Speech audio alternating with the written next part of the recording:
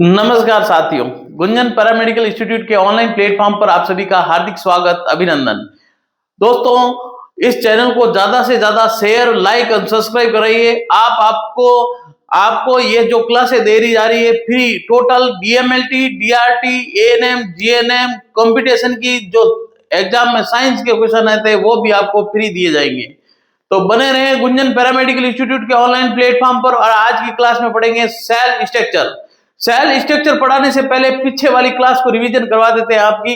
पहले अपन ने पढ़ चुके हैं आपकी सेल के अंदर इंट्रोडक्शन में पढ़ाया था मैंने आपको इसको डिस्कवर करने वाले साइंटिस्ट का नाम, फिर उसके पश्चात आपकी सेल की ग्रोथ कैसे होती है। देखिए, मदर से तो आती है ओम और स्पर्म बनता है आपका मेल से, जिसको बोलते हैं अपन फादर। फादर और मदर का जो जॉइंट होता है उससे फर्टिलाइजेशन से बनती है आपकी जाइगोट। इस जाइगोट में डिवीजन होकर बनते हैं आपकी इस जाइगोट, ये एक यूनिसेल्युलर सेल होती है, इसमें डिवीजन होता है और बनते हैं टिश्यू, और टिश्यू से मिलकर बनता है ऑर्गन, ऑर्गन से सिस्टम, और सिस्टम से आपकी बॉडी का निर्माण होता है। ये चीजें आपको मैंने पीछे वाली क्लास में पढ़ाई है। आज की क्लास में पढ़ेंगे अपन सेल स्ट्रक्चर। सेल की जो स्ट्रक्चर होती है उसमें किस प्रकार से सेल्स की बाहर की बाउंड्री होती है वो कैसी होती है, इसके अंदर जो भरा रहता है उसको क्या कहते हैं, इसके अंदर ऑर्गन होते हैं उन ऑर्गन का नाम क्या होता है, उनका डिस्क्रिप्शन पूरा अपन टोटल सेल्स के बारे में पढ़ेंगे। फिर उसके पश्चात सेल डिवीजन के बारे में आपको पढ़ाया जाएगा। एक एक ऑर्गन, शहर का एक एक ऑर्गन आपको पढ़ाया जाएगा। तो बने रहे गुंजन पैरामेडिकल इंस्टीट्यूट के ऑनलाइन प्लेटफॉर्म पर।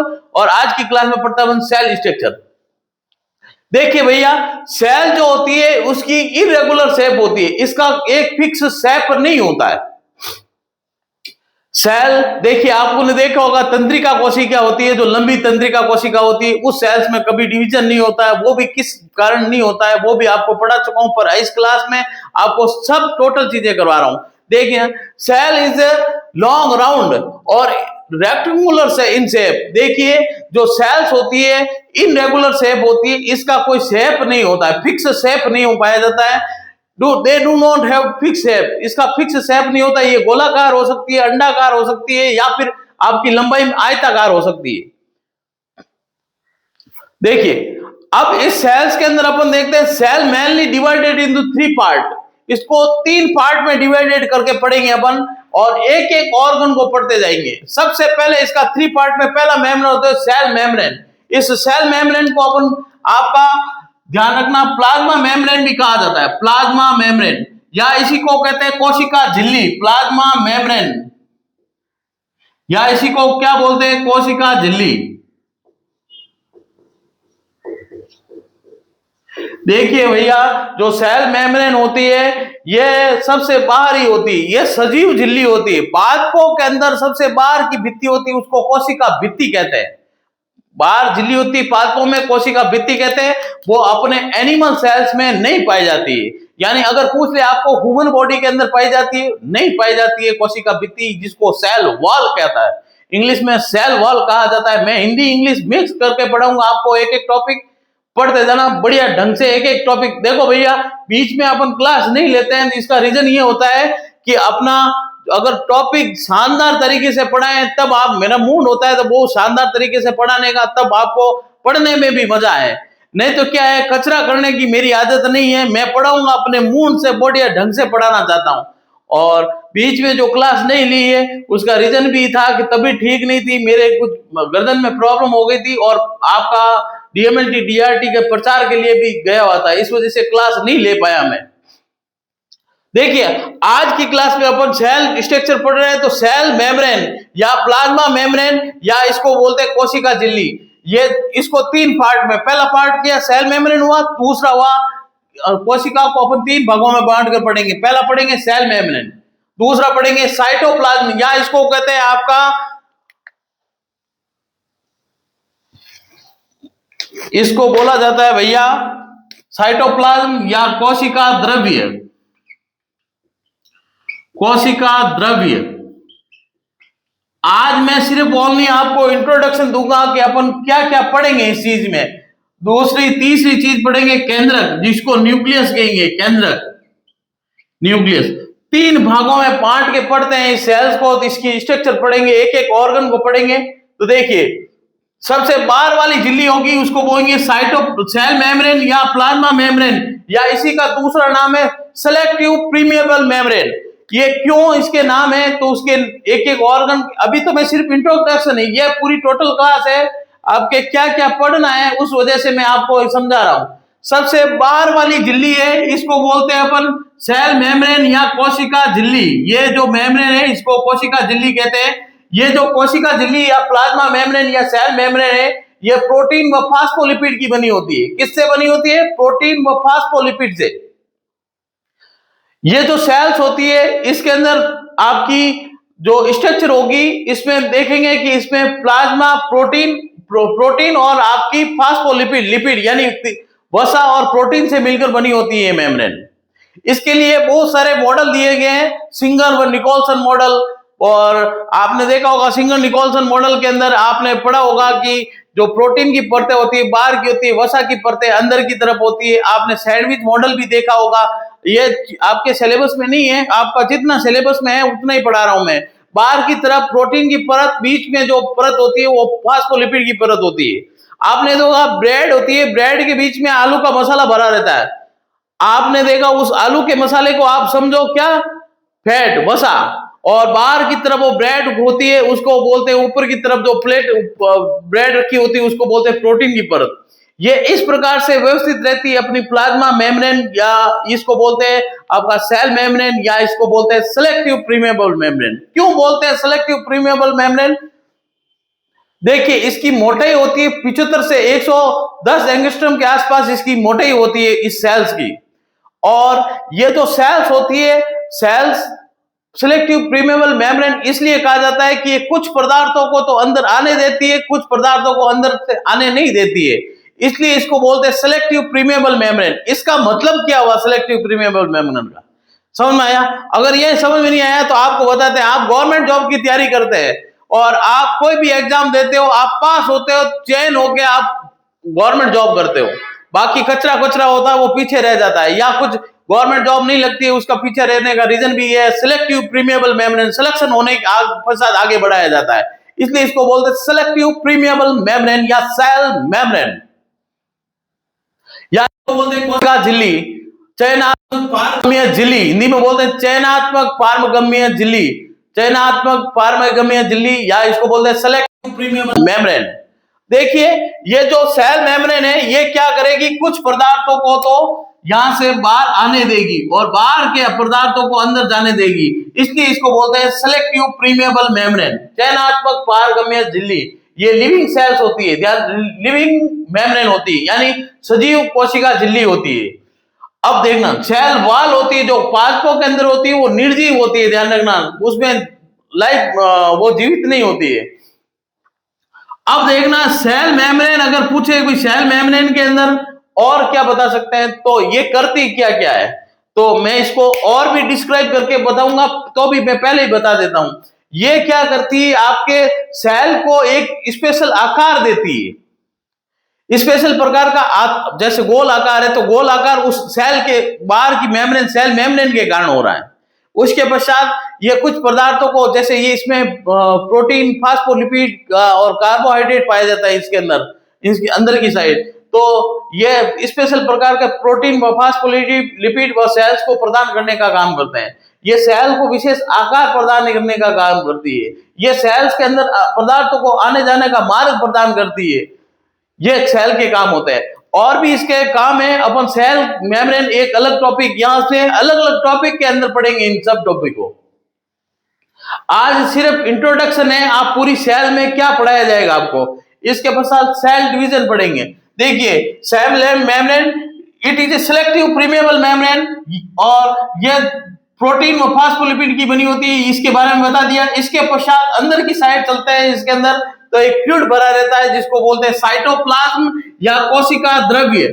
इसको क्या बोलेंगे, कोशिका द्रव्य या साइटोप्लाज्म। इस साइटोप्लाज्म होता है, इसके अंदर प्रोटीन, फास्फोलिपिड, कार्बोहाइड्रेट ये सब भरे रहते हैं।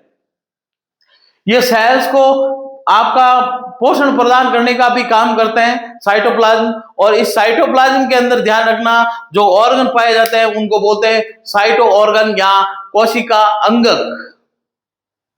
कोशिका अंगक इस साइटोप्लाज्म के अंदर घुले रहते हैं।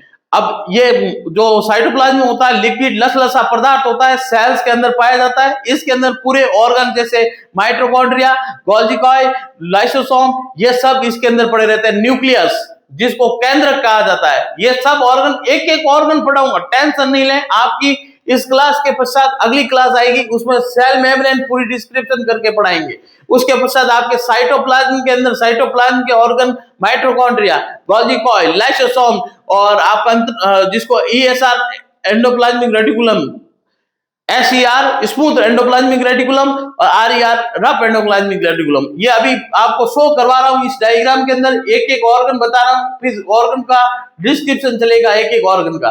तो देखिए भैया, इसमें जो फ्लूइड भरा रहता है उसको बोलते हैं साइटोप्लाज्म। इस साइटोप्लाज्म के अंदर ये जो फ्लूइड अंदर भरा हुआ है इसको फ्लूइड को बोलते हैं। ये सेल्स है, इस सेल्स के अंदर जो फ्लूइड भरा है इसको बोलते हैं साइटोप्लाज्म। क्या बोलते हैं? साइटोप्लाज्म। ये जो साइटोप्लाज्म होता है इसके अंदर ऑर्गन भरे रहते हैं, जिस ऑर्गन को बोलते हैं कोशिका अंगक या सेल ऑर्गन। इनको क्या बोलेंगे? Cell organ. ये सेल ऑर्गन होते हैं, वो क्या क्या होते हैं इस साइटोप्लाज्म के अंदर? तो बताते हैं, आपका पहला होता है न्यूक्लियस। न्यूक्लियस ये सेल का मेन ऑर्गन। इसको मेन ऑर्गन क्यों कहते हैं? क्योंकि ये पूरी सेल को कंट्रोल करके रखती है, इसलिए इसको मेन ऑर्गन न्यूक्लियस को बोलते हैं। न्यूक्लियस या केंद्रक ये कोशिका का सेंट्रल नर्वस सिस्टम होता है। आपने पढ़ा होगा नर्वस सिस्टम के अंदर केंद्रीय तंत्रिका तंत्र, सेंट्रल नर्वस सिस्टम पूरे बॉडी को कंट्रोल करके रखता है। उसी प्रकार अपनी सेल को कंट्रोल करने वाला ऑर्गन है आपका ऑर्गन कौन सा? न्यूक्लियस, केंद्रक। इसी के द्वारा आप सेल का निर्धारण भी कर सकते हैं। किसी भी इसके अंदर जो ऑर्गन के अंदर इस न्यूक्लियस के अंदर पाए जाएंगे क्रोमोसोम या गुणसूत्र, जो एक पीढ़ी से दूसरी पीढ़ी में लक्षणों को लेके जाने का इसका खुद का न्यूक्लिक अम्ल जिसमें डीएनए पाया जाता है, जो होते हैं इसके अंदर पाए जाने वाले ऑर्गन को बोलते हैं थ्रेड लाइक स्ट्रक्चर, यानी धागे के समान संरचना में कुछ ऑर्गन पाए जाते हैं। उन ऑर्गन को बोलते हैं अपन क्रोमोसोम या गुणसूत्र। इनको क्या बोलेंगे? गुणसूत्र। क्रोमोसोम या गुणसूत्र कहेंगे।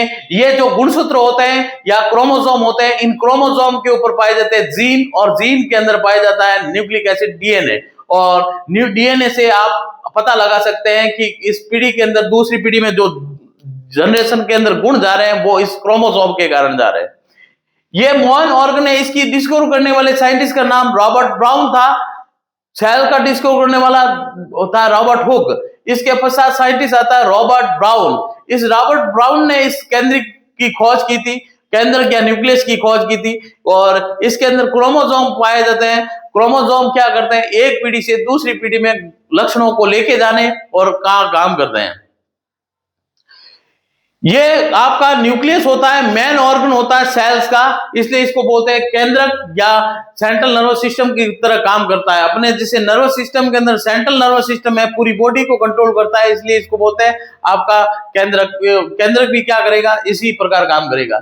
इसके अंदर एक गोलाकार संरचना पाई जाती है जिसको बोलते हैं न्यूक्लियोलस या केंद्रिका। इसको केंद्रिका या न्यूक्लियोलस कहा जाता है, जो पूरी सेल्स के इस केंद्र के अंदर पाई जाती है, न्यूक्लियोलस। और इसके बाहर झिल्ली पाई जाती है, उसको बोलते हैं न्यूक्लियर मेम्ब्रेन या केंद्रक झिल्ली। ये बाहर की तरफ जिस प्रकार सेल्स के बाहर पाई जाती है, उसी प्रकार केंद्र के बाहर एक झिल्ली पाई जाती है जिसको न्यूक्लियर मेम्ब्रेन कहा जाता है, जिसके अंदर आपके क्रोमोसोम पाए जाते हैं। न्यूक्लियोप्लाज्म, इसके अंदर जो द्रव भरा रहता है उसको कहते हैं न्यूक्लियोप्लाज्म या केंद्रक द्रव्य। इस केंद्रक द्रव्य के अंदर गुणसूत्र जो धागे के समान संरचना में पाए जाते हैं या thread like structure called is a chromosome. इसके पश्चात आपका जो फ्लूइड भरा रहता है उसको न्यूक्लियोप्लाज्म कहा जाता है। और न्यूक्लियोप्लाज्म के बाद में जो एक और संरचना पाई जाती है जिसको न्यूक्लियोलस या केंद्रिका कहा जाता है। इस केंद्रिका की खोज करने वाले साइंटिस्ट का नाम फोंटना ने की थी। इसकी खोज फोंटना ने, वैज्ञानिक का नाम फोंटना है, जिसने इसकी न्यूक्लियोलस की खोज की थी। इसके बाहर की तरफ एक संरचना में और चीज पाई जाती है जिसको बोलते हैं अपन अंतरपर्दवीय जालिका या endoplasmic reticulum. Endoplasmic reticulum English में नाम है एंडोप्लाज्मिक रेटिकुलम, और हिंदी में कहते हैं आपका अंतःपर्दवीय जालिका। इस अंतःपर्दवीय जालिका का काम क्या होता है, ये गोल्जी काय का निर्माण करने का काम करती है और इसके अंदर वसा के निर्माण में और प्रोटीन के निर्माण के अंदर इसके ऊपर पाए जाने वाली चीज को राइबोसोम कहते हैं। ये देखिए, ये दो प्रकार की होती है। एक तो होती है SER जिसको बोलते हैं स्मूथ एंडोप्लाज्मिक रेटिकुलम, चिकनी अंतःपर्दवीय जालिका। दूसरी होती है जिसको बोलते हैं रफ एंडोप्लाज्मिक रेटिकुलम या खुरदरी अंतःपर्दवीय जालिका। जो चिकनी अंतःपर्दवीय जालिका है, मैं आपको आज की क्लास में पूरी डिटेल ऑर्गन पढ़ा रहा हूं, कौन कौन से ऑर्गन में कैसे कैसे पढ़ेंगे। अभी तो सिर्फ ओनली आपका क्या है, वो कहते हैं ना कि ये तो आपका टेलर है, अभी पिक्चर अभी बाकी है। ध्यान रखना, ये पूरा चैप्टर बहुत लंबा चलेगा, इसलिए आपका पिक्चर बता रहा हूं आज क्या क्या पढ़ना है। ये जो बाहर की तरफ झिल्ली होती है जिसको बोलते हैं स्मूथ एंडोप्लाज्मिक रेटिकुलम, और इसके नीचे की साइड में एक और होती है जिसको बोलेंगे rough endoplasmic reticulum, RER। RER का मतलब होता है रफ एंडोप्लाज्मिक रेटिकुलम, RER। दूसरा है SER, इसको बोलते हैं स्मूथ एंडोप्लाज्मिक रेटिकुलम या चिकनी अंतःपर्दवीय जालिका। इसका नाम क्या हुआ, खुरदरी यानी आपका उभरा हुआ कोई बाहर सड़क होती है, सड़क के ऊपर खुदरे ऊपर बाहर निकले होते हैं पत्थर, उसको बोलते हैं खुरदरे। चिकनी होती है तो इसके ऊपर सपाट होता है। जो खुरदरी या आपकी रफ एंडोप्लाज्मिक रेटिकुलम है, इसके ऊपर पाया जाता है राइबोसोम। चिकनी के ऊपर तो टिकेंगे नहीं, कोई भी पदार्थ होता है वो चिकनी पदार्थ चिकनी लेयर के ऊपर नहीं टिकता है, इसलिए खुरदरी अंतःपर्दवीय जालिका के ऊपर पाए जाते हैं राइबोसोम। क्या पाए जाते हैं, राइबोसोम। ये राइबोसोम होते हैं जो क्या करते हैं भैया, आपके प्रोटीन फैक्ट्री या प्रोटीन के निर्माण का काम करते हैं। आपकी बॉडी बिल्डिंग के लिए जो जरूरत होती है प्रोटीन की, वो प्रोटीन की फैक्ट्री कहलाता है राइबोसोम। इस राइबोसोम के अंदर प्रोटीन का निर्माण होता है। तो खुरदरी अंतःपर्दवीय जालिका या इसको बोलते हैं रफ एंडोप्लाज्मिक रेटिकुलम से क्या बनता है कि क्या पाया जाता है इसके ऊपर, राइबोसोम। ये राइबोसोम क्या करते हैं, प्रोटीन निर्माण का काम करते हैं। दूसरी आपकी SER, इसको बोलते हैं चिकनी अंतःपर्दवीय जालिका या इसको बोलते हैं स्मूथ एंडोप्लाज्मिक रेटिकुलम। ये जो स्मूथ एंडोप्लाज्मिक रेटिकुलम होती है, ये आपके फैट का निर्माण करती है, वसा का निर्माण करने का काम करती है, इसलिए इसको बोलते हैं स्मूथ एंडोप्लाज्मिक रेटिकुलम।